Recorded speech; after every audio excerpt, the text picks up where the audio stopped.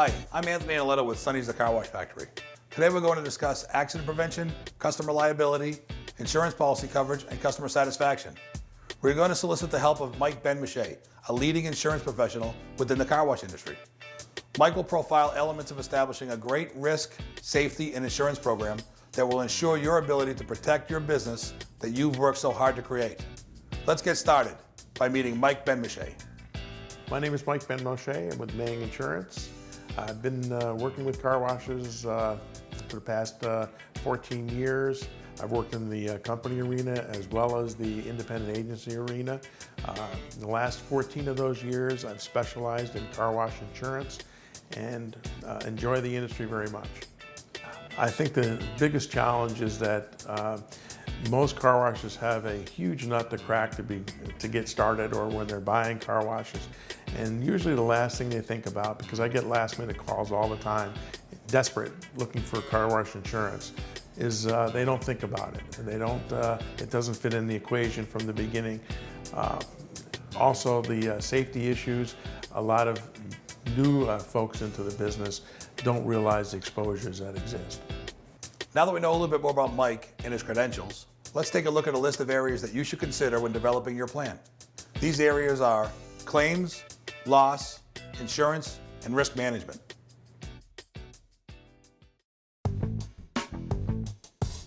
Again, it's trying to identify what types of risks, what kind of potential hazards you have on the property. If you have a full-serve car wash, you've got hazards of employees driving customers' cars. That needs to be addressed in a specific manner.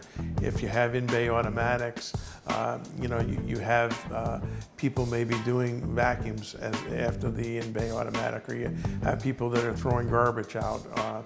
You need to make sure that the surfaces are even. The express exterior still has, again, it has some employee, even though you have the gated situation, you still have an employee that stands, for instance, and waves people onto the conveyor, and just making sure that that person is safe.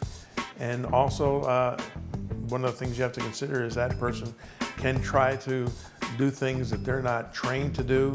If something breaks down or something doesn't work right, they think they're doing everybody a favor. They jump right in, they try to help out.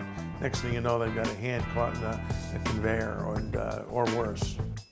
Accidents are preventable and should not be tolerated. Look at your operation closely, examine trends in your workplace injuries and liability incidents. Make your employees accountable. Just wanted to point out that ladders sometimes are taken lightly. We had an instance where we had a person show up at a car wash site from an energy company that was going to save him a lot of money. He didn't bring a tall enough ladder, so he went in search of a ladder from the car wash. Found one in quite like this. Didn't realize that it had a broken rung on it. Used it to climb up to the roof. It broke, he fell and broke his back, resulting in a $2 million lawsuit. Regarding accidents, adopt a zero-tolerance policy. Create a culture change in your operation that sends the right message. We accept 0 accidents. If workplace goals are so easily attainable, such as a 10% reduction in workplace injuries for a certain period, or let's plan for a reduction in slips and falls to only 3 a year, we're simply sending the wrong message. Accept nothing less than 0 accidents at your properties. A few of the things that should be initiated is when you first go to the site, use a checklist. And I've always found that it works best when you get an employee to do it. It gives them a tie-in or a buy-in to checking the premises to make sure that they're clear of debris, making sure the machinery is working properly. I also recommend a drive-through. Make sure a car gets through okay. After the car goes through, it's good to check and make sure that there's no leakage and anything that could cause slips or falls or damage to the vehicles themselves. The key again is to create a plan that everybody can buy into, whereby they have a proactive approach every single day, and that everybody is accountable for that approach. Here's a good example of where an operator did a great thing to catch leaks or drips. They put a pan in so that it doesn't get out into the environment. The concern I have is that we once had a car wash operator who had some kids break the cap off, fill it with water, oil spilled out onto the parking lot. In their case, there was a stream nearby, got into that stream, and it cost the operator $90,000. Just wanted to point out a very positive feature. You have customers that are walking around the premises. In this particular operation, you have cones that are placed strategically so that the customers are directed safely into the waiting room. This is a great idea for a full-serve car wash or any operation where you have customers that are walking on the premises. Looking at these MSDS sheets, laminated is a great idea. The only other thing I might suggest is that you put a sleeve of several of them up here so that in the event something happens, you kind of have a little pull away or take away so you can bring that with you if you have to go to an emergency room, rather than go to the MSDS manual that should be somewhere in a conspicuous place in the office. A lot of times when they're changing the oil, they'll lay the filter up on the top of the surface with the number of the filter showing so that the video cameras in here can pick that up. Many of our losses have occurred because after they leave the premises, they claim that the wrong filter was on and it fell and their oil dripped out and the engine seized. We had a loss where one of the grids was not in place and it was a truck. The truck was pulled up, left a small gap. One of the customers had forgotten something in their truck. They climbed in to retrieve it, and as they were coming out, they came out backwards out of the truck and didn't realize that it was open underneath them.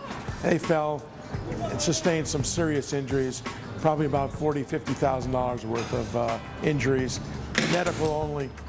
And then adding on the lawsuit that ensued, it got to be a very expensive mistake.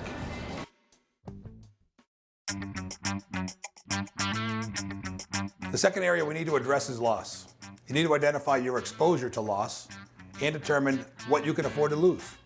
Loss can range from damaging a customer's vehicle to losing an employee due to an injury. You must be aware of how loss can affect your business and how to protect yourself.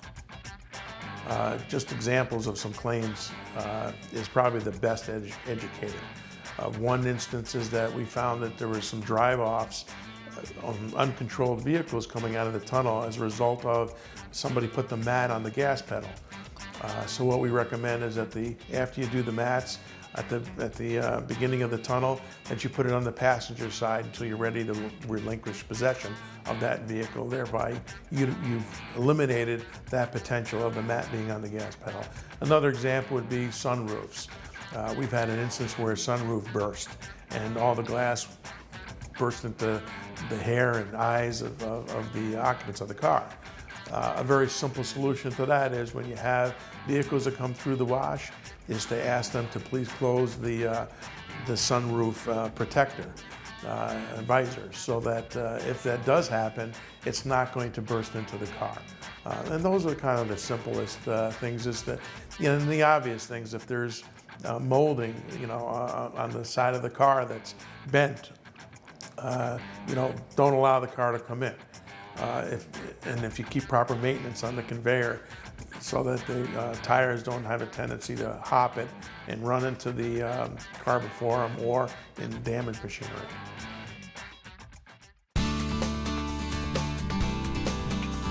When you select an insurance plan, there are many different policies to choose from, and it's certainly not one size fits all. It's often more important to see what's excluded than to see what is actually covered. We have included a list of items that are usually excluded, but can be added at any time. This is not an all-inclusive list, but it will provide a sample of some of the most common coverage to consider. Well, the basics are this. You have property, you have liability, and if you have employees, you generally have workers' compensation. Not all states in the country require it, but 90% or more do. Those are kinds of the main ingredients. And along with those, there are some